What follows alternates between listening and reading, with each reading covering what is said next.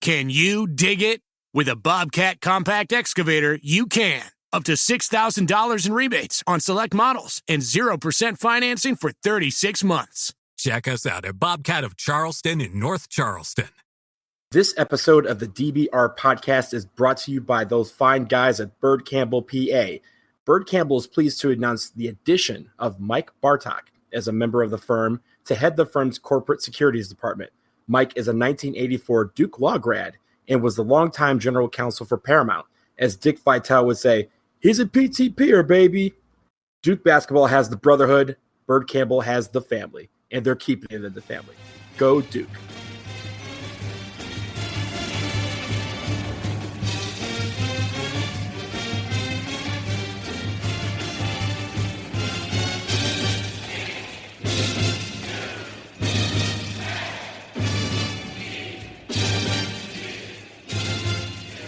Hey there, Duke fans. Welcome to episode number 129 of the Duke Basketball Report podcast.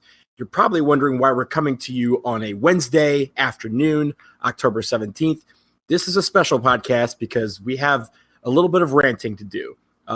In case you haven't heard, there has been a lot of speculation, a lot of reports about this Adidas basketball trial and the mention of Zion Williamson over the past couple of days in that trial.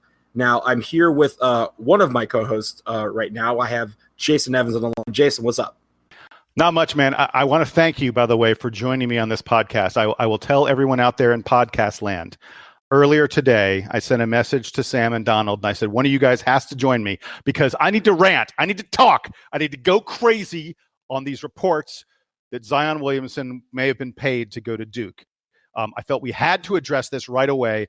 And so, Donald, thank you very much for coming on the podcast and letting me, you play host and I get to play ranting crazy lunatic. That's my role and I'm embracing it. Not a problem. Far be it from me to deny the fans out there the opportunity to hear a well-timed and well-seasoned Jason Evans rant. So let's get right into it. The reports out there about Zion Williamson possibly taking money or possibly asking for money during the recruitment process. Obviously, Adidas is not a school, or is not a Duke is not an Adidas school. It's a Nike school. But with this Adidas trial, his recruitment came up with regards to the University of Kansas and allegations that either he or his stepfather requested money or requested some sort of benefits to encourage his recruitment and his commitment to that university. Obviously, he ended up at Duke. And now the opposition has fueled around this and tried to get them to kind of link his recruiting process to the fact that Duke eventually got him and are trying to connect A with Z. I know Jason's not having it. And so, Jason, you have the floor. What do we have to say about this? So first of all, I want to talk about, there was a column written by Dan Wetzel of Yahoo Sports. And I get that Dan has to crank out material for Yahoo. He has to go really fast and he has to produce a lot for them. And sometimes he has to just say complete and utter bullshit. And that's what he did today. But I want to read you a little piece of what Dan Wetzel wrote. You summed up the situation very nicely, Donald. There's a trial going on regarding these folks who are associated with Adidas and some college basketball assistant coaches who allegedly were paying players to go to different universities. Most prominently, we know about Brian Bowen being paid to go play at Louisville. At the trial, it was said that Zion Williamson was offered money and a car and housing for his family and things like that if he were to go to Kansas. He, of course, went to Duke. So what Dan Wetzel wrote that had me really pissed off. Yes. Jason, just to interrupt, I want to clarify out there that I guess during the trial, it wasn't that he received this or was offered this. I think that the insinuation was that he requested this from Kansas. Correct. If he were to commit to Kansas. Correct. Yes. Yeah. Well, and actually the insinuation was that this is what was required to get him. Correct. Yes. So anyway, Dan Wetzel wrote, and again, here's the paragraph. Here's the line that has me ready to flip out. To believe that nothing ever happens at Duke is to believe that Williamson either couldn't find anyone to meet his demands, so he chose Duke, or that Duke is so fantastic of a place that it outweighed all the cash, cars, jobs, and houses that everyone else was willing to provide. Again, what Dan Wetzel's saying is you either think that Duke is this wonderful, unbelievable, special place, that it's better than getting hundreds of thousands of dollars and cars and jobs and houses, or you believe that Duke cheated. Dan Wetzel makes it clear that those are the only two options. Dan Wetzel, you're full of shit, buddy, because those aren't the only two options, because I don't for a moment believe that Zion Williamson actually was offered this money, that he actually had a huge offer on the table, that he had cars, cash, jobs, and things like that, because there's something called a timeline. And I think in this case, a timeline is a really essential element of getting this story right. And I want to remind everyone of the timeline here.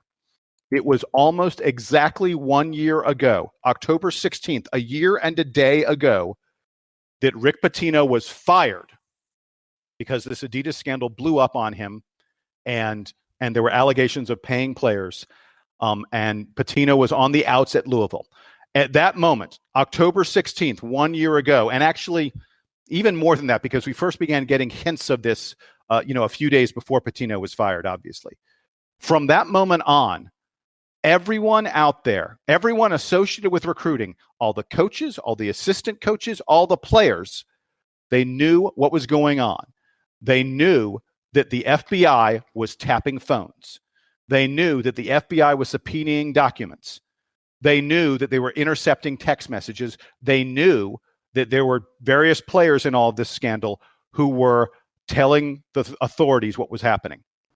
So, to me, anything that happens after October 16th, I have a huge problem with that timeline, because you have to imply at that point, if it happens after people know that this is going on, you have to imply that someone like Zion Williamson and his family had to be so desperate to get some money from a shoe company that they would risk losing his career and losing a chance to play in college. Because remember, part of this scandal was that Brian Bowen had enrolled at Louisville, had been found ineligible to play at Louisville, and had left school. So everyone knows the consequences. If you're caught up in this, if they catch you, your eligibility's gone. You have to transfer. You have to go someplace different. Who knows what's going to happen with your pro career? Brian Bowen's career, to some extent, has been put on the sideline and has been ruined because of his role in all this. So I want to remind you of when Zion Williamson committed to Duke. It was 3 months later. It was January 20th. We have an emergency podcast to celebrate it.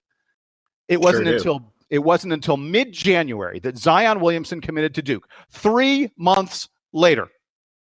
So Dan Wetzel, maybe, rather than saying, oh, either Duke is this special, wonderful place or Duke paid him, maybe there's a third option. Maybe there's an option that makes sense in the timeline. Maybe that option is all the players out there, all the shoe reps out there, all the coaches out there recognized, this stuff is going down, and we're not going to mess around with this anymore. I think that there's little question that anything that occurred after the story broke didn't occur, if you get why I drift. Does that make sense, Donald? Yeah, that does make sense. And a couple points that I want to add to it. A lot of people think that because he asked for, allegedly asked for anything. Allegedly. Yeah. Yes. That he allegedly asked for anything from any other school, that the school that ended up with him must have come through with that request. Now, back in the day when there was, teams that wanted to interview or wanted to recruit highly touted athletes. And a good example of this is, obviously a fictional tale, but if you've watched the movie Blue Chips, this is the same way. Some of the big recruits would say, hey, because it's your school, it's X amount of money to even speak with me. Because you have a reputation or whatever, I'll waive that for you because I think you guys are a good institution. All of those things, so in other words, just because, you allege that something happened at point A doesn't mean it also happened at place B. Second thing, people, have to realize that these guys, Zion Williamson was not this unknown guy. He's been recruited for he's now 18. He's probably been recruited since he was 9. Like, he has been an internet sensation for several years. And before he's been that, a YouTube star since he was like 15. Yeah. Right.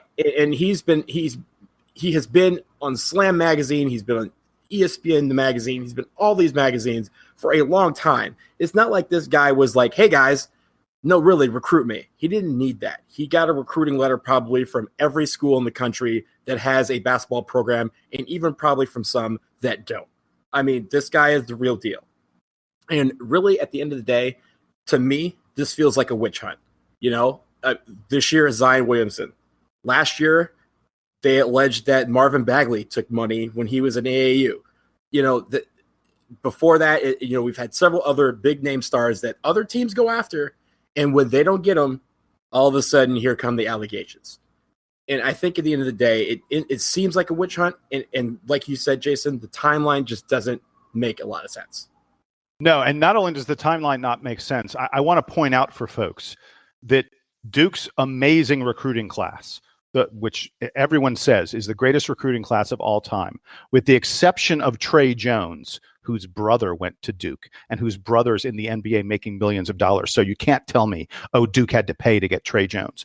With the exception of Trey Jones, all the other guys in this class, Zion Williamson, RJ Barrett, Cam Reddish, Joey Baker, the other guys in this class all committed after the scandal had blown up, after the scandal was out there. So from a timeline standpoint, you cannot say to me that Duke's current class could have possibly been kids who were paid to go to Duke. It doesn't make any sense. If you want to allege something about Wendell Carter, Marvin Bagley, Trevon Duval, Brandon Ingram, go back in history. If you want to bring some evidence of that, fine, I'll listen to it.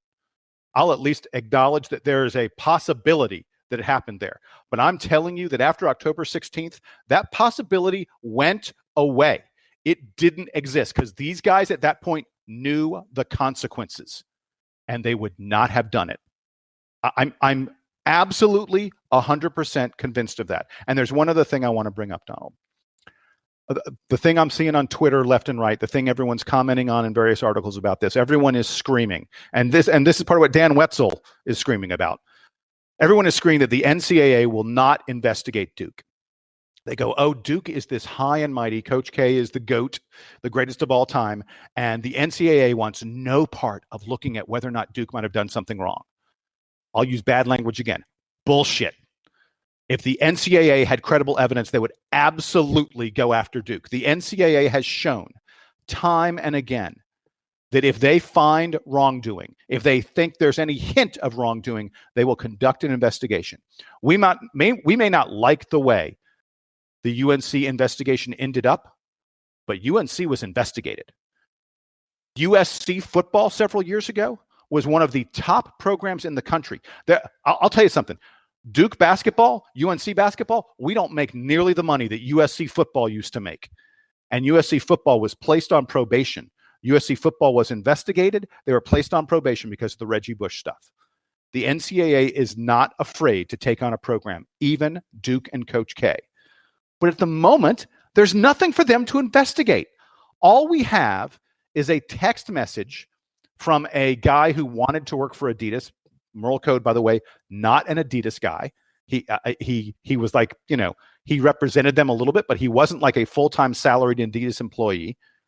We have this message from this Adidas runner trying to make an impression on the Kansas head coach who had just moved over to Adidas. So he's trying to get in tight with Adidas's new best guy and trying to make a situation for himself.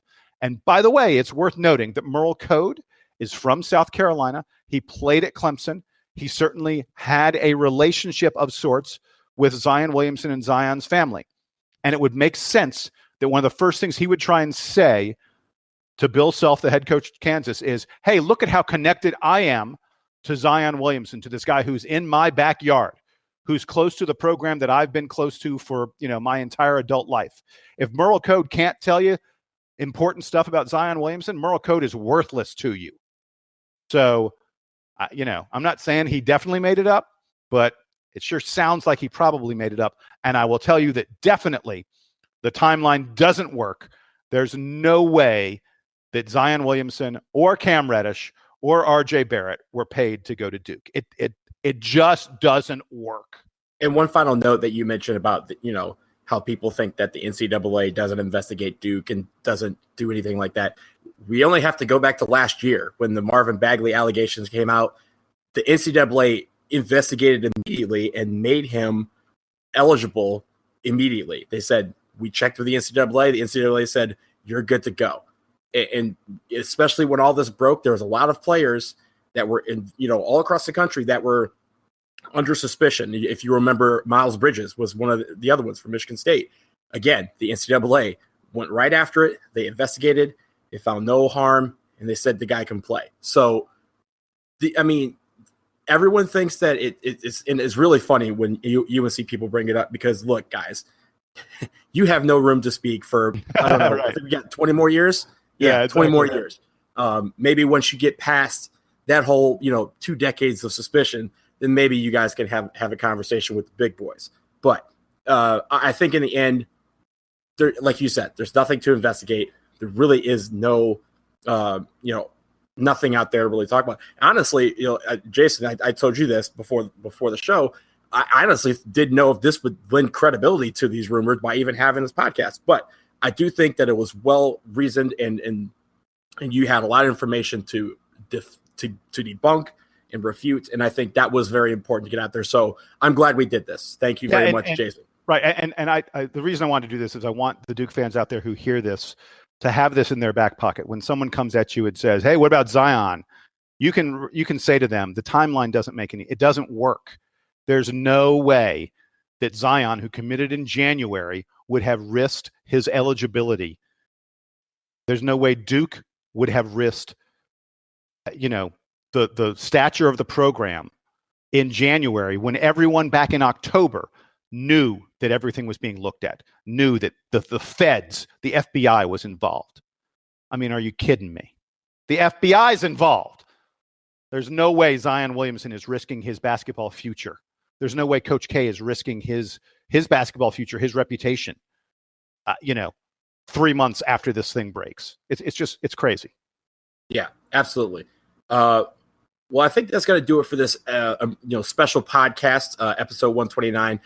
Thank you, Jason, for coming on and talking the talk, as you always do. I think this rant will be one that people will find informative as well as awesome, because it was. And thank you again to Byrd Campbell, our sponsors. We will be back with you guys later on this weekend. We obviously will give you a full podcast. We have Duke football coming up. We have Countdown to Craziness recap is coming up on Friday. So until then, for Jason and for Sam, who is not able to make it today, I'm Donald. Duke Band, take us home.